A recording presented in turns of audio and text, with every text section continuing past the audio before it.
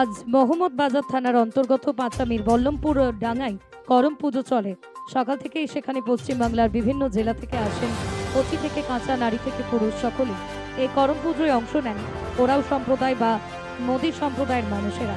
সেখানে সকাল থেকে চলে পুজো পাঠ, কয়েক হাজার মানুষের ভিড় হয়। ওরাও সম্প্রদায়ের বড় উৎসব করম পূজা, কয়েক হাজার মানুষের ভিড় হওয়ার ফলে আহারের ব্যবস্থাও করা হয়।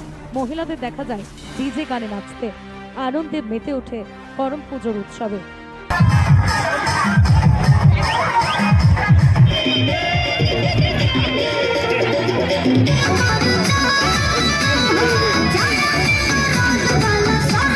আমরা প্রতি বছর নেই এই দেউচা পাঁচামি যে করম উৎসব, আদিবাসীদের বড় উৎসব, সেই উৎসবে সমস্ত গ্রাম থেকে আমরা এক জায়গায় হয়ে আজকে এই দিনটাকে আমরা মহোৎসব রূপে পালন করে থাকি। কেন প্রাকৃতিক উৎসব একটা বড় উৎসব, কেন প্রকৃতির বিনা আমরা কিন্তু এক জীবন আমাদের বেঁচে থাকা অসম্ভব। আমরা বাস্তববাদী এবং আমরা প্রকৃতিকে মানি এবং প্রকৃতিকে আমরা কিন্তু সেবা করি। কেন প্রকৃতির আশীর্বাদ থাকলে দুমুঠো অন্ন তাকে সেখান থেকে পাওয়া যায়, আর প্রকৃতির আশীর্বাদ থাকলে মানুষকে সুস্থ থাকা যায়।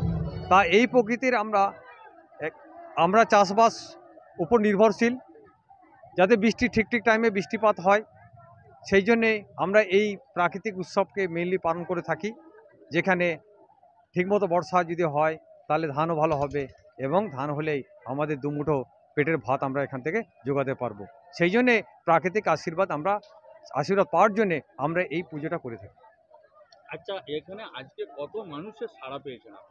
এখানে আজকে হাজার হাজার মানুষের সমাগম ঘটে আজকে। তা আমরা প্রতি বছর আমরা এখানে পুজো করি। সবাই এই দিনের পশ্চিমবাংলার কোন কোন জেলা থেকে মানুষ এসেছে? পশ্চিমবাংলা দেখুন সমস্ত জেলা থেকে এখানে উপস্থিত। আমি নিজেও আজকে 24 পরগনা থেকে আগত। নদিয়া, 24 পরগনা, মুর্শিদাবাদ, বীরভূম, বর্ধমান, এই সমস্ত জেলা থেকে আজকে এই জায়গায় উপস্থিত। আচ্ছা, আপনি আপনার নাম এবং আপনি কোন দায়িত্বে আছেন?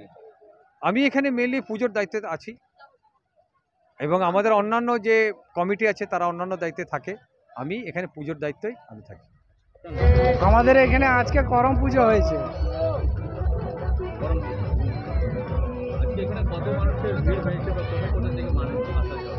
এখানে আজকে করম পুজোর উপলক্ষে আজকে 5000-এর ওপরে মানুষের ভিড়। এখানে কোনো খাবারের ব্যবস্থা ছিল, প্রসাদের ব্যবস্থা ছিল? এখানে আমাদের প্রসাদের ব্যবস্থা খিচুড়ি, আমাদের প্রসাদের জন্য খিচুড়ি ব্যবস্থা করা হয়েছিল। এই দেউচা পাঁচামিতে এই যে করম পুজো, তা এখানে কোন কোন জেলা থেকে মানুষ আগত?